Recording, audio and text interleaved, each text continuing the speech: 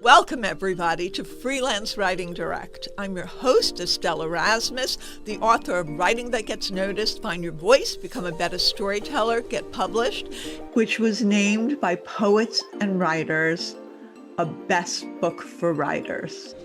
Every week, I speak with novelists, with authors, with writers of every niche to talk about their tips, their tricks, their strategies, and how the sauce is made, including creative advice. I'll talk about essays and articles and share my own experience from 3 decades of publishing. So join me every week and grow your business and build your craft with Freelance Writing Direct. And don't forget to subscribe, rate, and review on iTunes. And follow along on Substack, where I share special clips for subscribers only at estelleserasmus.substack.com. Welcome, everybody, to this episode of Freelance Writing Direct.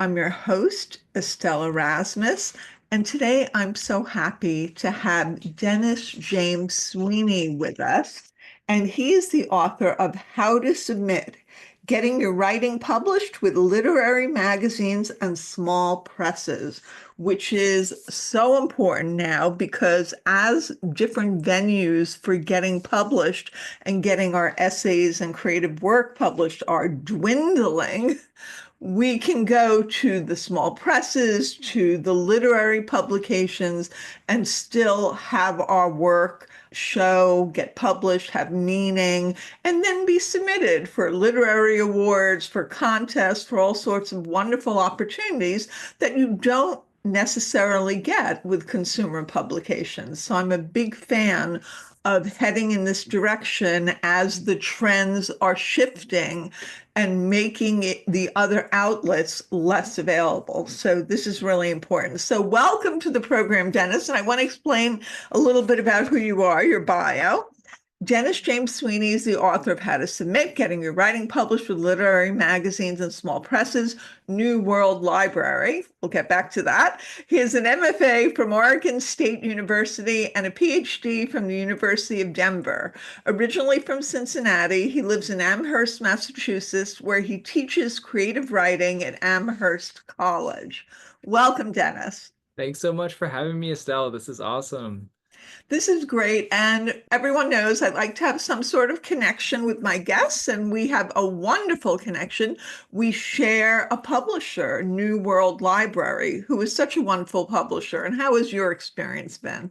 They're amazing. Yeah, it was a different experience than my other books publishing this book with them because I sold it on proposal. So they were with me from like the conception of the book through actually writing it, through publishing it and all that. So when I knew that they were going to publish it, it actually kind of opened me up to new directions in terms of what I was going to write in the book, especially because they have this kind of like new age, sometimes like philosophical or mystical focus that a lot of their books carry along with their writing manuals. So that kind of empowered me to take a little bit more of a inner approach, a more like deep and philosophical approach to this content. And yeah, so it was amazing working with them because it enabled me to do that.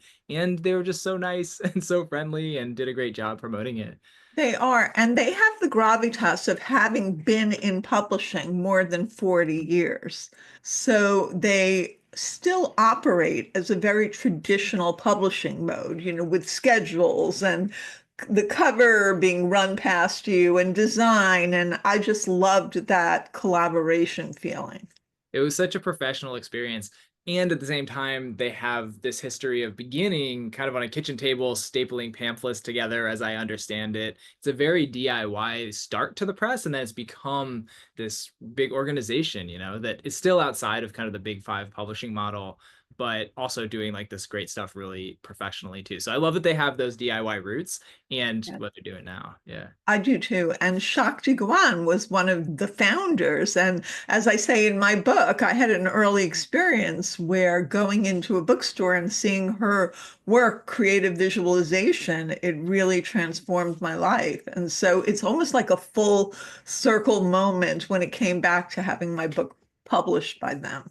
I know what you mean. I started reading her work right after I got my contract with them because I was like, I want to see what they're all about before I even knew she had been one of the founders. And I started audio booking creative visualization while I was doing dishes and chores around the house and everything. And suddenly I was like, wow, everything is possible. Like it felt like that's really the way. Like you could just imagine it into being. That's the only way to do things. Yes, it's the idea of manifesting your thoughts and what you want into the world in a very supportive way. It's not like magic or magical thinking, but it's really working with energy, I think.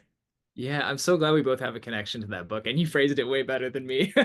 I use the word Thank magic for you. everything, so So let's get back to your book because you had your start with writing or taking over a How to Submit column in Entropy magazine. yeah, with Entropy Magazine, I did. It was right when I was starting to get involved with the small press world and the publishing community. And I had been writing reviews for this website, HTML Giant, for a while. And then that website started to slow down and Entropy came about. And the editor was like, hey, would you be interested in taking over this resource that I've been putting together? And it was pretty small back then. It was like a list of maybe 30 or 40 venues where people could submit. But over the next 2 or 3 years while I put it together, it suddenly became this thing where like hundreds of people were emailing me every month and saying, hey, can you put our submission period on there? And they were all editors of lit mags and small presses trying to get the word out about their submissions venues and their submission periods. And it became kind of popular on the side of writers too, right? Because everybody's trying to figure out somewhere to publish. They want to know what's open when. So it was this really nice moment where there hadn't been this massive growth of the many databases that are around now, like the Poets and Writers database, and CLMP has one, and there's a few other ones out there. Those weren't quite as big as they are now, I think, but the internet was exploding and people kind of needed like a trusted source to share that information with them. So it was kind of this beautiful moment when there was a flourishing of small presses, flourishing of lit mags, and it kind of made it visible to everybody like how accessible these submission possibilities were, not just from the point of view of writers submitting to them, but from the point of view of editors being able to just like start a venue or get involved in a particular publishing circumstance. So it's kind of this beautiful moment that I got to be a part of for a while. That's wonderful. And now it's really changing again because of Substack, right? They are starting publications. I just had an episode with Casey Mulligan Walsh, who's one of the editors for In a Flash, which is a literary pub. I've had Rachel Kramer Bussell, who created Open Secrets magazine on Substack. And so this is yet another venue where people are going to be submitting. What do you think about that? How does that fit in with everything?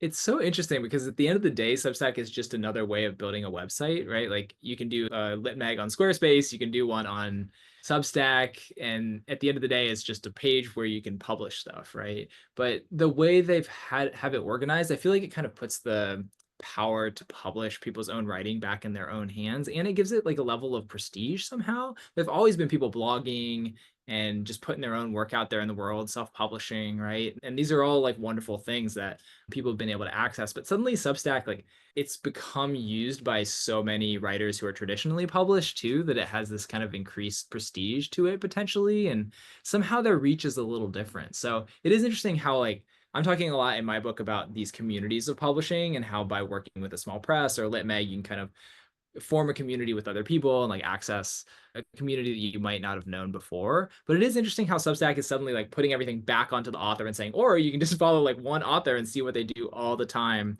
And you can do that with like 75 people and it becomes your own little curated community. So I think there's like something really cool about that. And, you know, I feel like I don't want to lose the community of people bringing publishing circumstances together, you know, through print literature and through mags that are outside of that platform, which I'm sure won't Yeah. happen. But I love the phrase curated community. That's a great way of putting it. Dennis, you give a lot of resources in your book. So you give the different websites and the different places, and I love that. I do that in my book as well. For example, duotrope and submittable. How do you feel that they compare with each other or contrast? yeah, when you take these different resources that I provided, like it's kind of hard to figure out how do I use this one versus this one versus this one, right? Like I give a bunch of different things, and in a way, that's partially what the book is trying to do. Like convince people that there are certain ones that are helpful for certain things and allow people to navigate that landscape with a little more clarity. But in terms of Duotrope versus Submittable, for example, like Submittable is the software that people use to submit to most places these days. It's become so prevalent. So it's really just like a baseline thing where you send in your submission and that's what you use it for. They have a discover feature where you can find places where to submit on Submittable, but it's not super organized and not super categorized. So it's not easy to find exactly what you need on there, at least for me. Duotrope has been doing this for a really long time before Submittable even existed, I think. And they have these really deep categories of like amount of payment and response time and like prestige level and word count and style and all these different things that you can search for. So it's really made more for finding places to submit, and then you use Submittable to submit at the end of the day. But yeah, it's really hard to sort of differentiate between these because in addition to Duotrope, there's also the Poets and Writers database that I was talking about. There's Chill Subs, which is kind of like a new Gen Z Duotrope. And it's hard to know like what to use. At the end of the day, I feel like the most helpful thing is to look at a bunch of these different resources and then figure out which one is A, most fun for you to use, and then B, which ones kind of ring with your own instincts around submitting your writing. But it's tough. You got to kind of like dabble a little bit. I love that you gave ranked lists because I Oh think yeah. that a lot of people are thinking of submitting to literary publications. They want to know, hey, what's the rate of acceptance and what kind of prizes, or awards do people submit at? And so you have Clifford Garstang's literary magazine rankings, which they rate them by their number of inclusions and honorable mentions in the Pushcart Prize anthology over the past 10 years. That's a wonderful resource. And then Erica Krause's ranking of 500 literary magazines for short fiction. And so there's information about all the categories, and you give so many others. You give the CLMP Firecracker Awards, any grants, book reviews, additional literary awards, unranked lists. That's Yeah. where you include A lot of stuff. Duotrope and Chill Subs, the Gen Z one you said, and Poets and Writers, Writers Market, Heavy Feather Review. It's wonderful because a lot of people, especially people who are maybe have their start in consumer. I had my start in consumer, and they're thinking, okay, I'm now going with a more creative bent, or I'm going to do literary because I've got my gigs, I've got my projects that I'm doing, or even my books, and now I want to explore a little bit of that. They don't know where to start, and just diving into Duotrope by themselves can be intimidating. So you're kind of taking them by the hand and leading them page by page through the whole process, which I think is just so instructive and helpful. Oh, that's really nice of you. Thank you. I think that one of the things I wanted to do was to do that leading by the hand kind of thing because it's so overwhelming when you first start. Like I teach at a college and I also teach community writing workshops, and my students are always like, I have no idea how to approach this. Like I want to look into publication, I want to build a community around my writing, but like I have no idea how. And it's really scary to jump in, and especially with the internet, you just Google like how to submit and suddenly a million things come up, and it's really hard to process that information. So I feel like you can find those resources eventually, right? You might stumble upon them, but I'm hoping that my contribution is to be able to kind of organize them and say, hey, take a breath. Like this is a process that can be enjoyable, fun, and it doesn't have to be super terrifying, and it doesn't have to be like scattered and painful. Yeah. I'm glad you brought up Google, Dennis, because Google, I find, and I think most people, most of my students are finding, it's not useful like it used to be. You're just not getting Yeah. the information because maybe of the way the algorithm is skewed or maybe how they're getting paid, but you're just not getting what you need, which makes books that offer resources and offer a way through so helpful. And I love also, like you said, you went a little bit more interior because of the Yeah. publisher. And so you talk about in the very beginning, like, why are you writing? You have to ask yourself that. And you did something that I really appreciate. You acknowledged people write for validation. Why not? I write for validation. Totally. I'm right there. Validation Yeah. is extremely important to me, and I don't care who knows it. So you kind of put a stamp on that and make it okay. And I think that's okay because a lot of people feel if I want validation, that makes me lesser than, or that makes me, so ambitious. But really, isn't it human nature to want that? Yeah, absolutely. I'm right there with you. Like that's a huge part of my writing too, because you just want to be heard, right? I think people want to communicate and we all have different ways of communicating. Sometimes people do it by painting, sometimes people do it by being incredibly good conversationalists. Some people do it by writing, and I agree with you. I feel like what you're reaching out for is somebody to say, "Hey, I see what you're doing. I care about it. It's meaningful to me, and like here's how I connect with it." And so, yeah, that for me, that's a conversation we got to have before the where to submit question, right? And it's why it's so great that you're bringing it up because everybody just wants to know like where to submit, where should I send my writing, da da da. But like you have to back up and ask what you're bringing up, which is why are we doing this, right? And we have to acknowledge that like there's a kind of a tender heart in there that wants to be seen and wants to be known. And that's what brings us to this work, which can sometimes feel alienating and sometimes feel difficult. But if you remember that tenderness that that's in you and it's in everybody else who's doing this work, then for me, it becomes a lot more of a human feeling around it. Yeah, and I always tell my students, like, consumer writing is very narrative arc, a beginning, middle, and end. When you're writing literary, I mean, it could be a short form, it could be flash fiction, it could be, micro memoir, it could be whatever, but it's much more emotive. It has to have the reflection really strong in there. And that's how you use metaphor and words. And you can use metaphor a little bit with consumer writing, but it's not going to be the bulwark of it, which in literary writing, it certainly can be a big part of it. Do you agree with that? Yeah, I was thinking a lot about how consumer writing differs from literary writing in ways that you're describing and trying to put a name to it in my own brain too, because there's obviously a blurry line between those things, and you're always kind of looking toward your audience when you're writing something. But I was thinking about how sometimes when you're trying to sell a piece or it's like a more mainstream venue, you're coming pretty far towards that magazine or that newspaper or whatever it is. Like you're thinking about the needs of their audience, thinking about how you can kind of fulfill what they're looking to communicate, maybe. And a lot of times when you're doing literary writing, it's more focused on the self, like that balance is sort of back on the writer more. And so, in a way, the validation is more personal and the rejection is more personal. And I'm not totally sure if that's the right way to think about it because I don't have a lot of experience doing consumer writing. But I was curious, like, to hear more about your thoughts around how those things are differ. Yeah, I mean, consumer writing is very much focused on the consumer. So there might be some sort of a transformation happening at the end because there has to be this universality of message that Mm, they're ending with. I always call it leave the reader with a gift. Whereas with literary writing, it's not always that way. Sometimes it just ends. yeah. Sometimes, Good luck.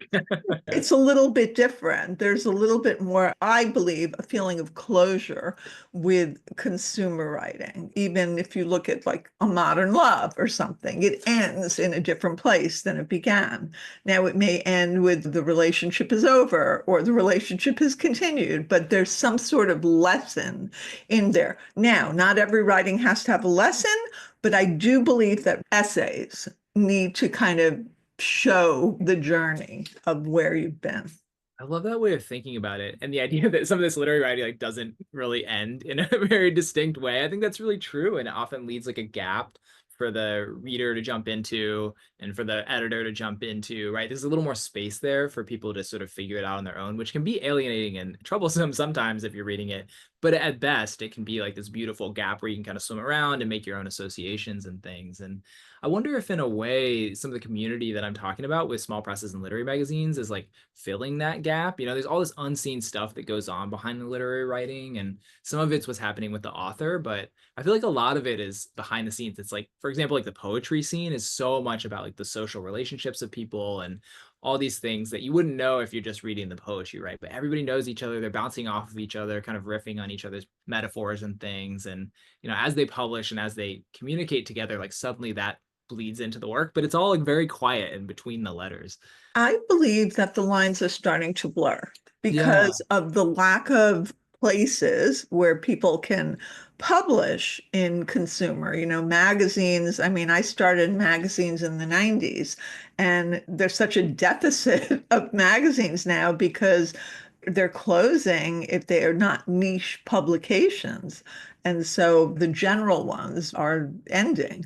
Also, newspapers, which used to have a lot of essays. For example, the New York Times had the ties column, and it had episodes, which recently closed as well. There are less of these opportunities. And when I talk to editors, and I talk to editors all the time for my classes and for the Editor on Call series I do for NYU, they are looking in terms of essays a lot of times. Lately, there was a little bit of a trend towards reported essays that have a reported element to them, whether it's statistics or polls or something, because that shows to the reader, it elevates the importance of what they're writing about. But for literary magazines and small presses, you don't have to do that. You can do your braided essays, your hermit crab, your flash, your poems. And every writer has a creative side. They are looking for creative outlets. And so it's more important than ever that they know how to access and get involved with the literary community as well, if they want to be creative, if they want to be seen.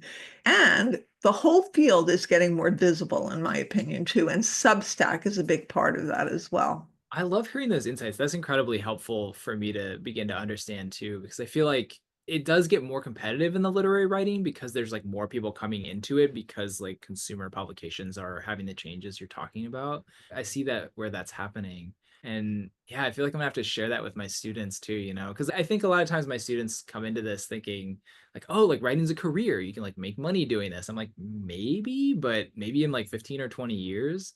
And I feel like part of that's because like how people make money writing is changing. Like you don't just make it from the writing. More often it feels like you make it from the things that the writing allows you to do. Like for example, if you publish things, you're more qualified to teach classes, or you're more qualified to, give talks and things like that. And suddenly the publication itself becomes like a kind of currency, even if it's not paying.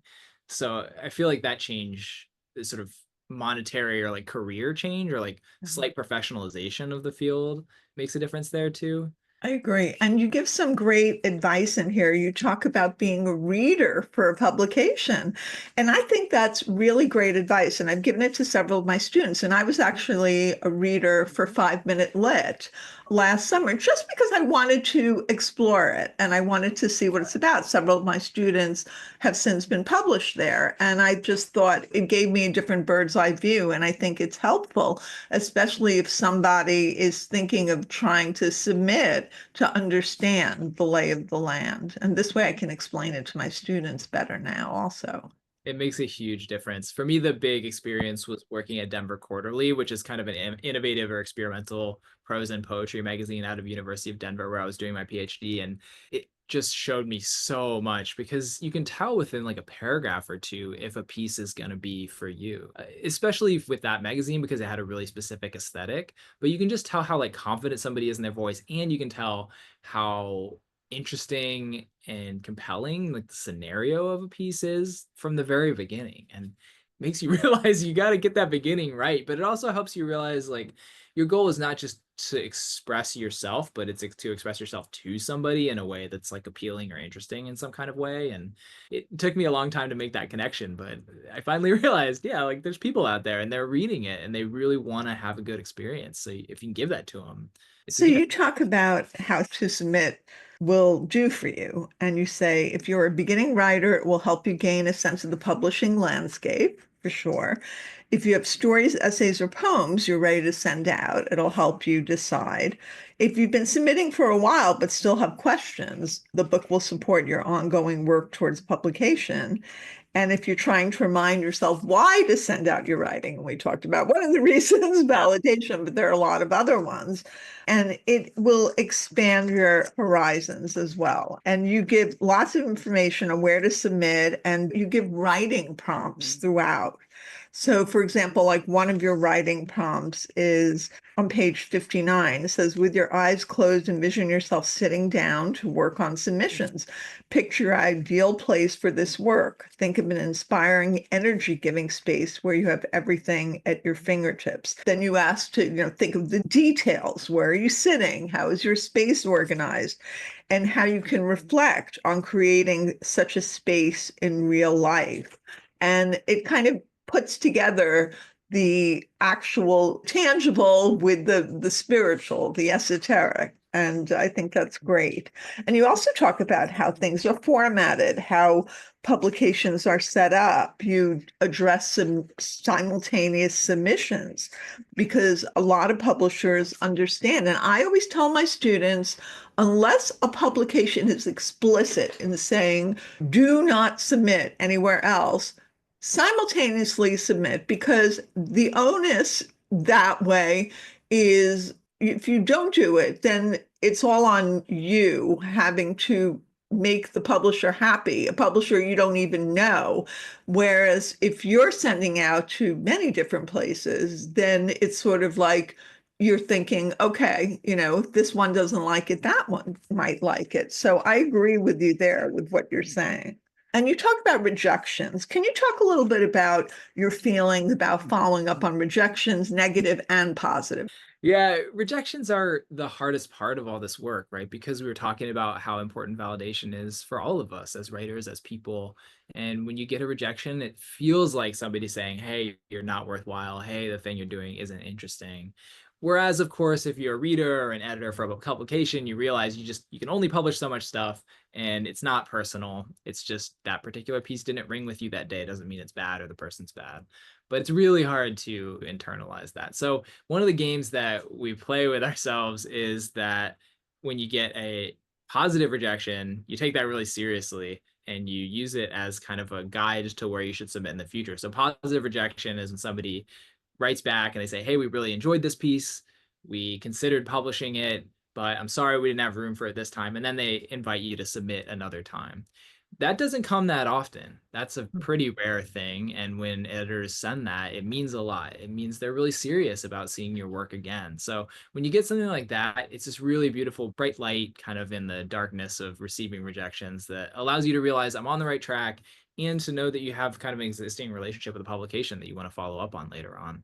So those can be something really important to track. And I definitely encourage people to write down when you get those, submit again to those publications very thoughtfully, and consider that like the beginning of a relationship, almost the beginning of a conversation between you and the editors there. I agree. And if you have something that goes viral or Yeah. does really or wins an award, absolutely let the editor or the person from the publication know that that has happened, because that will pull you up to the top of the pack the next time you submit.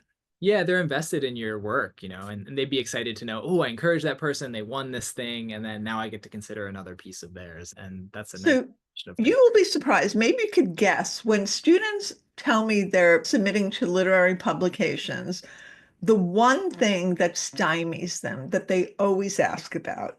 You address it in your book, but can you guess what I'm asking, what I'm saying? I'm gonna guess that it is. Oh, that's really rough. Tailor each submission to the publication very specifically. Like, do they ask if they should do that? I know that's not the right answer. You know what? That's a big one. And cover letter, the Cover cover letter. Oh yeah, of letter. course. Oh my gosh. They don't know how to do it. They're like, what do I do? How much do I put in? Do I cut and paste? Do I? And it's like, go ahead, say your advice. I think cover letters are really weird because they're this thing, the only thing that you can really send alongside your submission. Like everything else is just your writing. But then you get this one other chance to convey a piece of yourself in the cover letter. And it can be scary because you feel like you got to put your best foot forward and everything like that. And it's actually one place where I feel like consumer publications and literary publications, even though, like you said, the lines are blurring between them, there's kind of a difference there in terms of cover letters. Because if you're doing a consumer publication and trying to maybe make some money on a piece of writing, usually you have to kind of pitch it and be really specific about their audience. But the nice thing about cover letters for literary publications is that it's kind of already assumed that they're going to read the piece of writing. So all you got to do is just show them that you care, that you're a nice person to work with, and give them a little bit of information about the piece and about you. So you give them some logistics of the piece, you give them a short bio, and it's okay if you don't have a ton of publications or qualifications, that's fine. And the one thing that really does matter is to kind of establish a connection if you can. You don't always have to if you don't know that much about where you're submitting, but if you've been a subscriber for a while, for example, you can mention that. If you're submitting to them because of a themed issue that's related to the thing that you're writing, you can mention that. Or if you just really like the work they do, you might mention why and why you're submitting that particular piece to them. So just one sentence making a connection like that can help them understand that you're just really selecting their publication out of a whole lot of publications as one that you want to aim for. And it makes a big difference, I think, when editors read that. But it doesn't have to be exhaustive. And it's just this little moment of making a connection and then getting out of the way and letting your piece do the work. No, that's great advice. And you cover it even more extensively in your book. And I want to segue back to something you said, because I think that's really important. Also, people think that maybe they have to tailor something to the publication. Can you speak to that a little bit? Yeah, it's another question that I've received a couple of times that I hadn't thought about as much before, because I usually just write something. I'm like, I hope somebody likes it. And then, I send it out thoughtfully.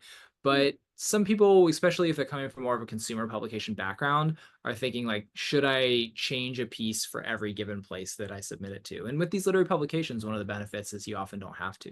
If you really want to, make a couple adjustments between a more experimental venue and a more traditional venue, maybe tacking on more of a lesson at the end or something like that, you could. But at the end of the day, the nice thing about literary publications is you can write what you want and then find the editors, like you said.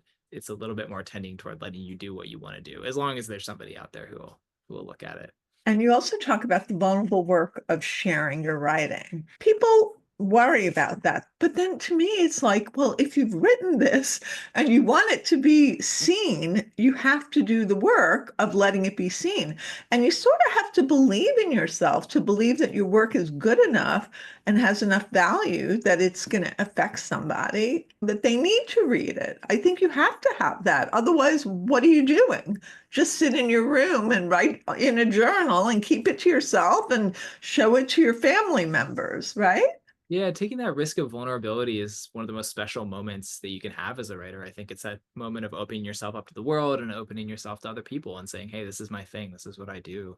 I teach this course, right, for in community workshops about how to submit specifically. And at the end of it, I used to kind of have people ask logistical questions, and they would sort of ask about cover letters and ask about like, how do you do your strategy and things like that. But then I realized what we really needed was to talk about that question, the vulnerable work of sharing our writing. So I put people in small groups and I'm like, what are you worried about? What are you anxious about? Like, what is coming out of this for you in like a deeper sense?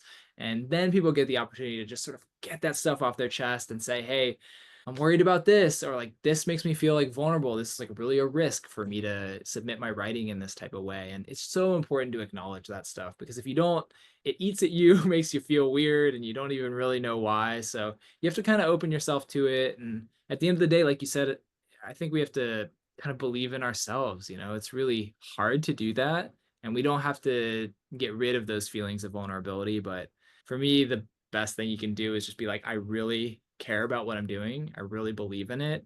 And regardless of what anybody says, I'm going to really just keep believing. Is there anything I didn't ask you that you want to share? I think the one thing that I would share is to think about submitting and publishing as an extension of your writing, not just this is something that I have to take seriously along with my writing, but also like this is something that should be fun along with my writing. This should be inspiring, right? Because reading and researching about venues you can submit to and then corresponding with them, even if it's about rejections, just getting familiar with that literary landscape and putting yourself out there as a part of it, like that's a really fun, beautiful process. And you just want to lean into the parts of it that make you feel inspired and that make you want to write. So keep trying to do that. Avoid the parts that you don't like. Set up a situation for yourself. Light a candle, turn the lights down low, like have a nice time of day when you do it all, and try to enjoy yourself, because the more you enjoy it, the more success you're going to have. But more importantly, the better you're going to feel about your writing life. I'm not advertising anything, but I have a sage spray that I Nice. That's spray. it. There you go. I do it before I teach, and I do it just before I write, and just kind of cleanses the air. So it's a That very new world library. it really is. I got to get some of that. That's so amazing. Oh my gosh. I'll send you a link. I'm not advertising any place, but No, but it's so great. I mean, you got to clear the air. You got to step into that space and saying like, hey, I'm doing this sacred thing now, because it really. yes, I love that. What's next for you, Dennis, besides promoting the book that's out there? Yeah.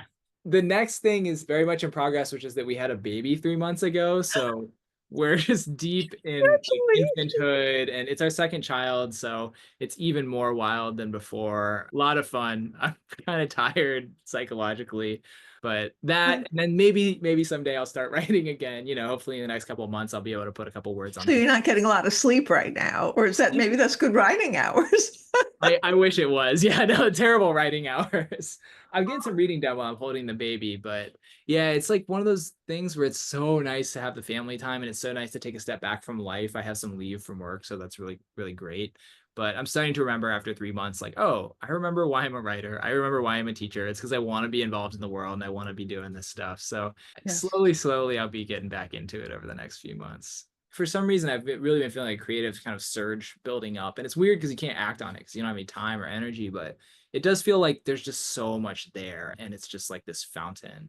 Yeah. Our toddler, I guess he's a preschooler now, he loves telling stories, like just out loud stories. So all day, every day, he's like, tell me what happens in the sequel to Frozen. Like, tell me what happens with Frog and Toad next. Like, he has all these great things he wants stories about. So we're kind of creating things bit by bit. Oh, I like that, the creativity. My daughter, when she saw Frozen, she was in the theater and she was mesmerized. And she looked at me, she said, I want that. I want that. I said, what? The intensity, the singing, what is it? She goes, that. I want that. The power. I don't know. That's awesome. Aw, I love Well, it. this has been such a great conversation, and everyone, how to submit is a must because you want to get your work out there and you want to know how to do it. Thank you so much, Estelle. Really, really nice talking to you. Follow me at EstelleSerasmus.com on my website and on social media, which is Instagram, TikTok, and Twitter at Estelle S. Erasmus. And we're now on YouTube for Freelance Writing Direct. Follow along, and soon everyone will be reading what you're writing.